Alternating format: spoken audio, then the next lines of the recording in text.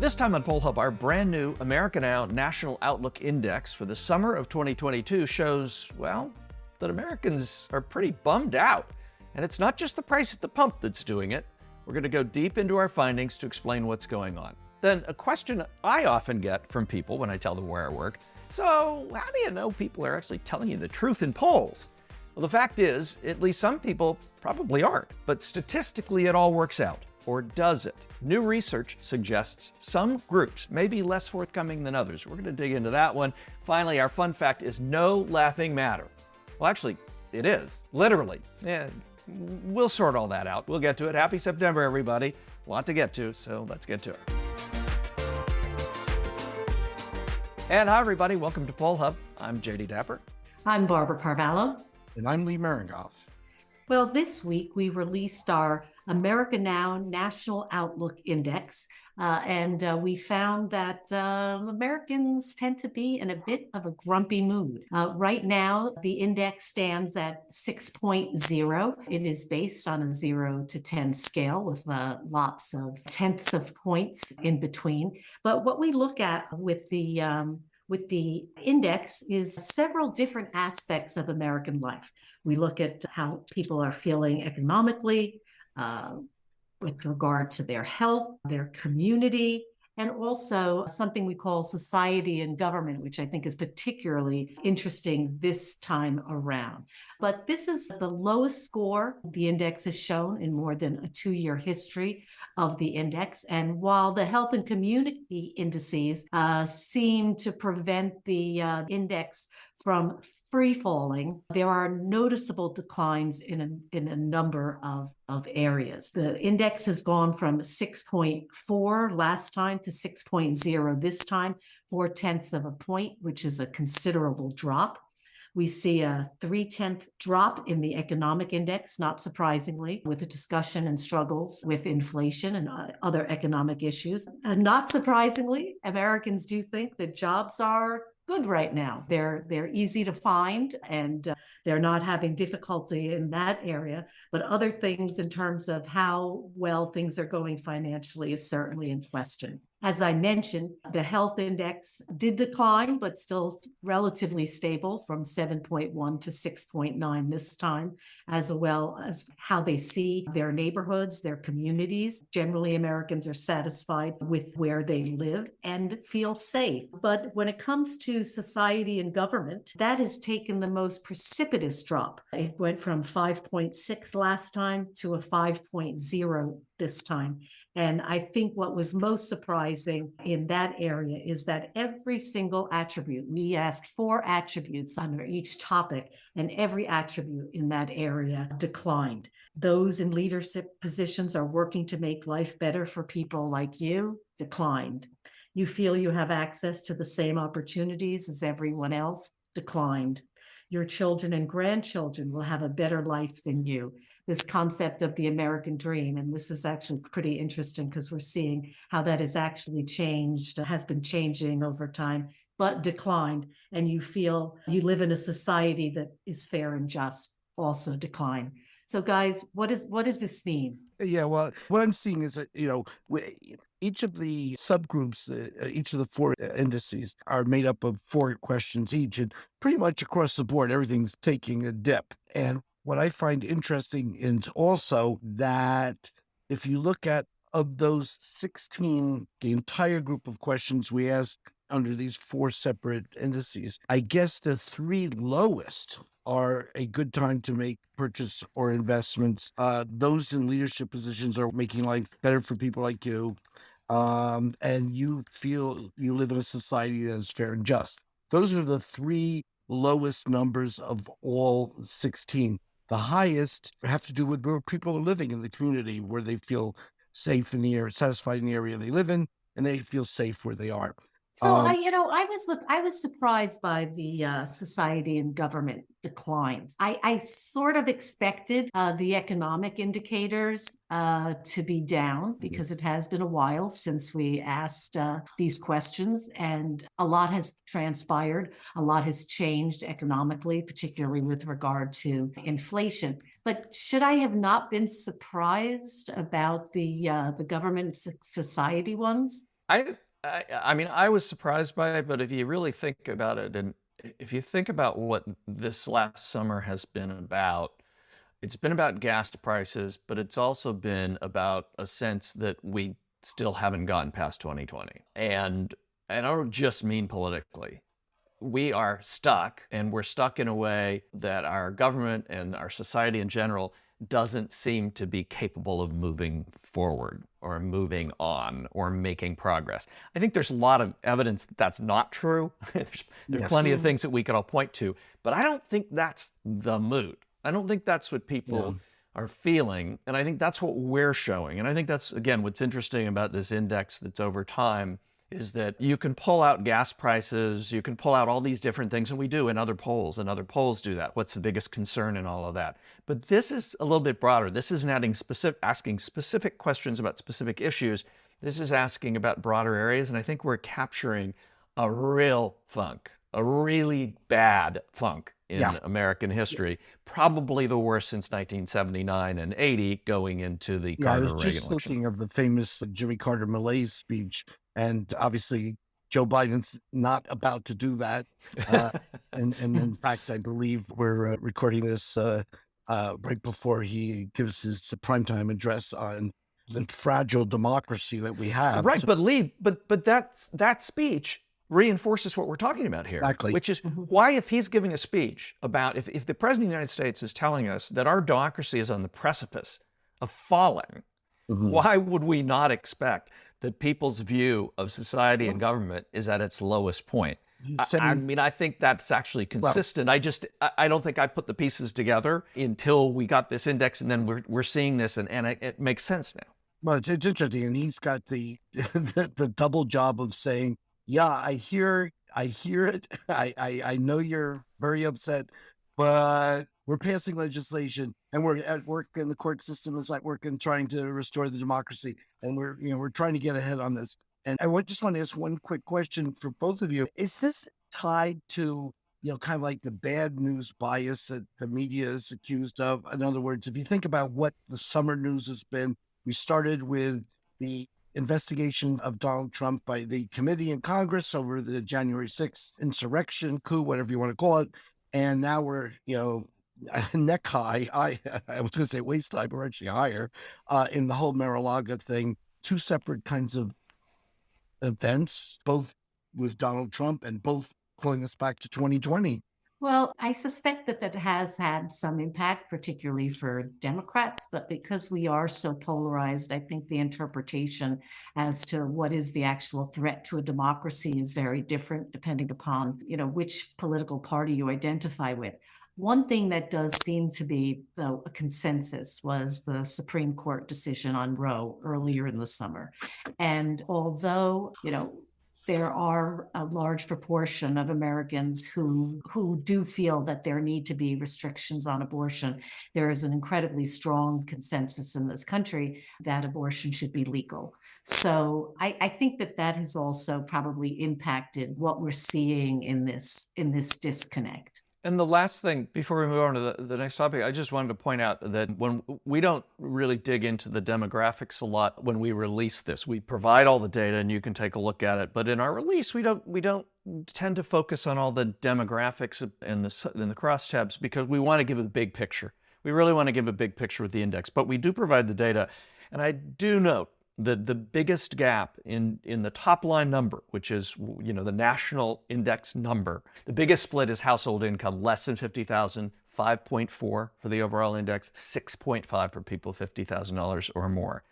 I do think that is part of the undercurrent here is something that Democrats and Republicans have been talking about for a long time, which is our increasing divide along economic lines. The well-off keep getting more well-off, and the less well-off keep treading water, even in a growing economy, or falling behind. And I think this is a very clear indication of that. This 1.1 point difference between those making more than 50 grand and less than 50 grand. It takes a lot to move something in either direction. So very noteworthy. So one of the things in polling that we all experience is we talk to people, we tell them what we do, and they ask questions because people are really interested in polls. And one of the questions I know we all get most often is, people really answer the phone and they answer your questions? And yes, Yeah, sort of. they do. Maybe a little less so than they used to, but they do. But another question I get, and in fact, I just got it. I had some folks over, and there's a guy from England, and knew about politics, but didn't spend a lot of time, thinking about polls and stuff. But we were talking about what I did, and he said, it's just really interesting because I can't imagine that when people are asked difficult questions, that they would be truthful. And sure enough, that is a topic that we had already scheduled for this week for PollHub, which is a new study. It's been done by a think tank that is based in Boston, but is largely Harvard folks. It's called Populus, and they did some research on whether people tell the truth or are thoroughly honest when they answer questions, not just in surveys on the phone, but even in online surveys. And they went about it in a way that I wanted to talk about and get you guys' reaction to, because you're pollsters here. The bottom line in the report is that they found a pretty big gap between what people say to pollsters and what they call privately. How you poll privately is part of the thing here. Here's their methodology, and this is where I'd like to start. Respondents were provided a mix of traditional polling questions and other questions using a list experiment method or item count technique that provides them with a greater sense of anonymity. This process allows researchers to find the gap between what people say versus how they privately feel. What does that mean? Is that accurate? And is there a there there? Well, I think part of this is, what is old is new again. Pollsters have struggled with this, and social science researchers struggled with this from kind of the beginning of experimental designs. And what it is it's what we call norm conforming. In other words, people want to give you, quote, the right answer if you ask them a question. It's also referred to as social desirability. So if you ask a person a sensitive question, are they actually giving you their honest answer, or are they trying to, just telling you what they think you want to hear or what they think is the right answer? And this was particularly prevalent prior to telephone interviewing, way, way, way back, decades ago, because pollsters did their interviewing and sociologists did their observations in person.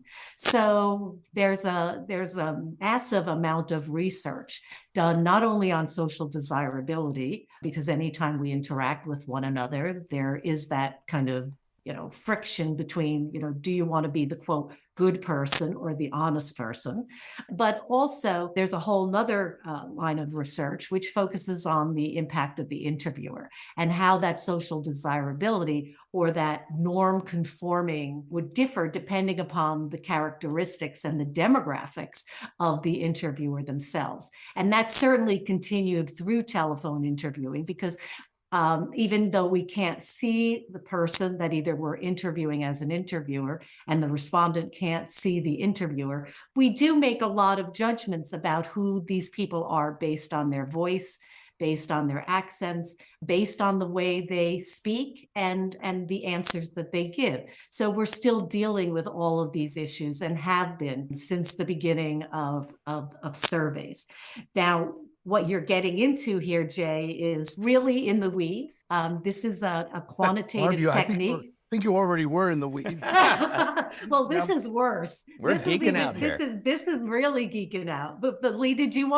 No, I was going to say something just a little prior to that. And that Okay. we're talking about social desirability. Look, we know that if we ask people the question, are you prejudiced?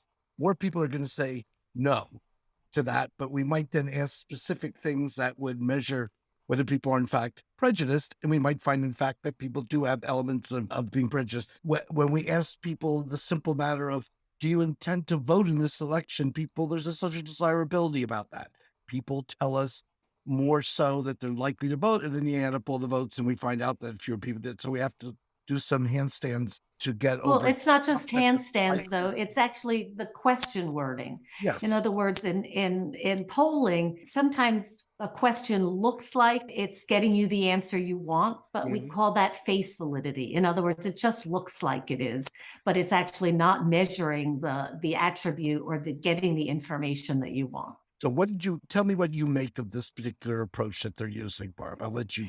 Well, actually, there have been iterations of this process. It's called a list experiment. The technical term is item count technique, and it started, really, I think back in the 60s, which something called randomized response technique (RRT), and it was to try to develop ways of asking a question that didn't make the person feel like they were actually answering the question. So to give them some kind of a more privacy than they normally would if they were just answering the question directly. In item count technique, and I know this gets a little complicated, you have to have a very large sample. So in this case, the think tank Populus interviewed over 3,300 Americans online in a partnership with YouGov, which is an online non-probability panel. And what they did was they divided it up. One group got what were kind of just neutral questions. It's the control group. So they got asked neutral questions. So for instance, did you eat breakfast today? Something that, we know, everybody either does or doesn't do, but doesn't cause, a lot of stress about answering it. Now, the experimental group got those neutral questions. And then along with those neutral questions, they also got sensitive questions. So they may have gotten, did you eat breakfast today? But then they also got, do you think abortion should be legal? And the answers in item count technique have to be binary. In other words, they're not on scales. They have to be either a yes or no question or a true or false question. And then instead of recording your answer to that question, you add up how many are true for you. And so it provides some privacy as to actually what is true. Was it true that you ate breakfast, or was it true that you think abortion is legal? But does it work? Does it actually reveal a private answer versus a public answer? If it's been done this long, there's got to be a lot of research to show that this is either, yep, this works, or It does with an asterisk.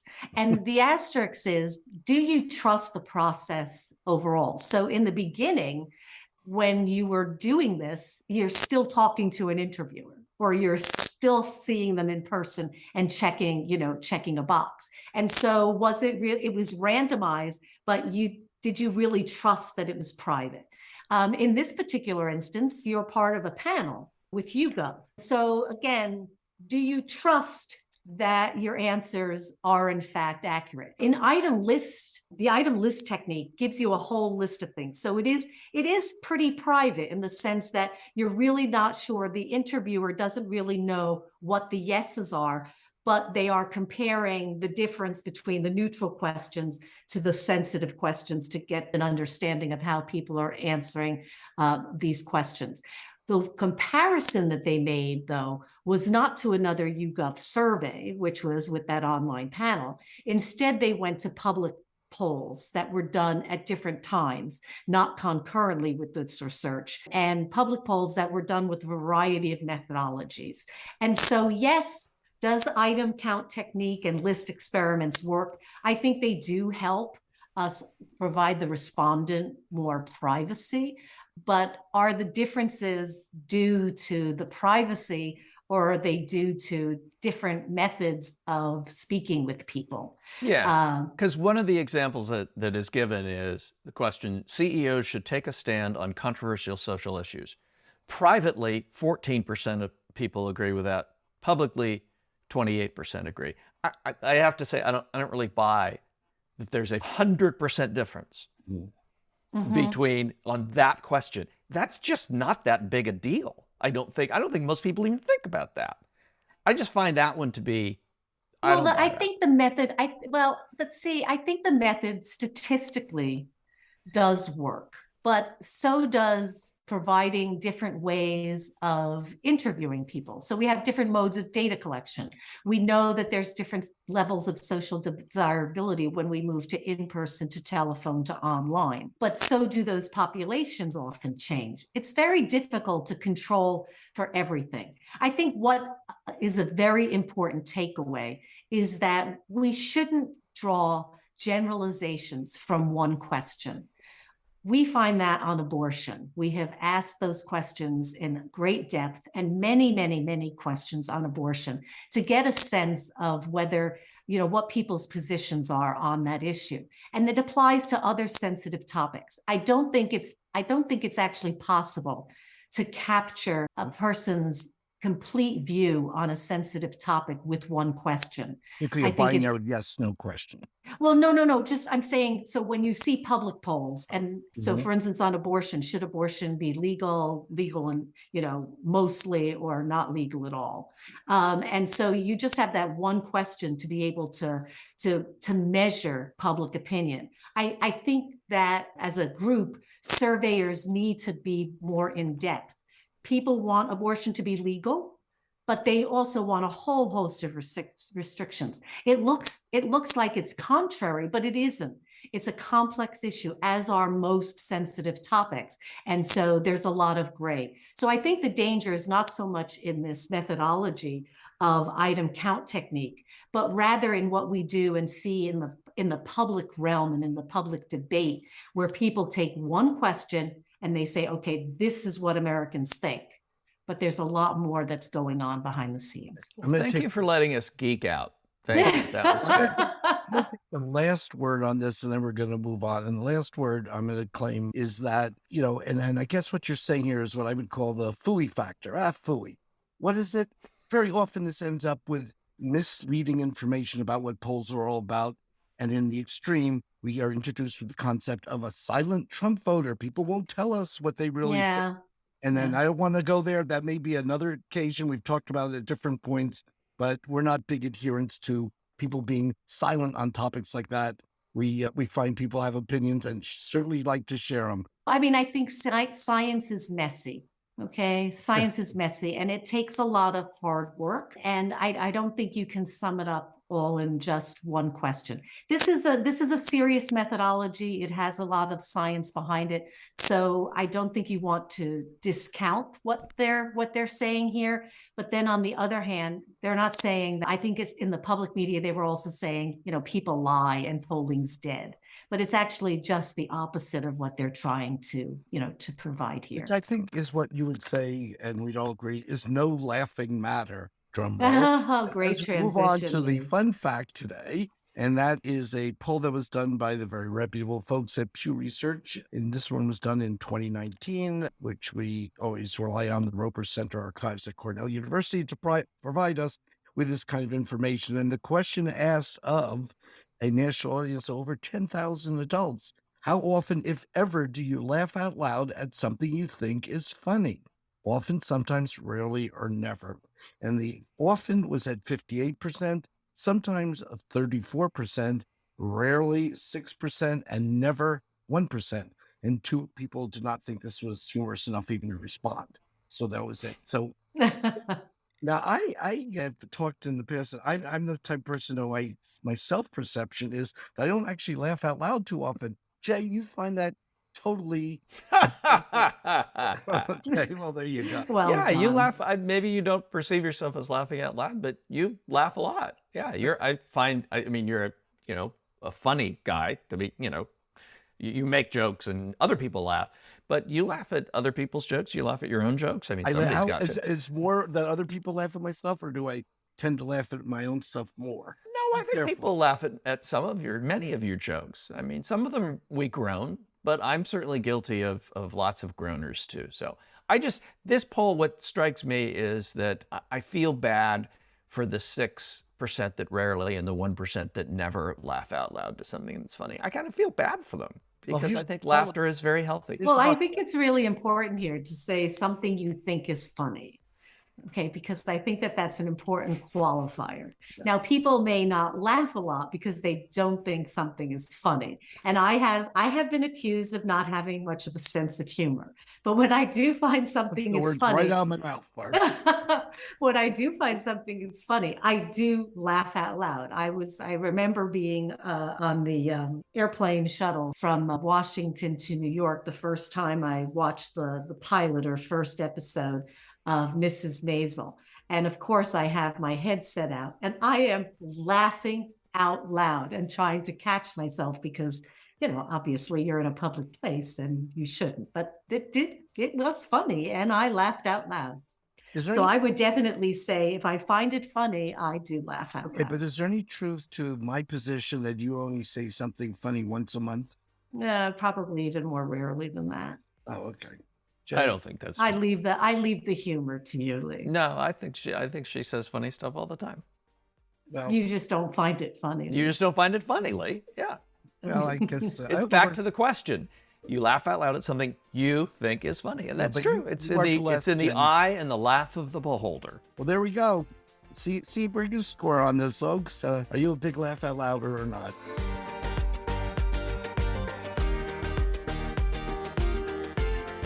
That's it for Poll Hub this week. Poll Hub is a production of the Marist Poll at Marist College in Poughkeepsie, New York. Mary Griffith is our executive producer. Casey Schaff is our production supervisor. The Poll Hub team includes Greta Stuckey, Mike Bowler, and Will Promisel.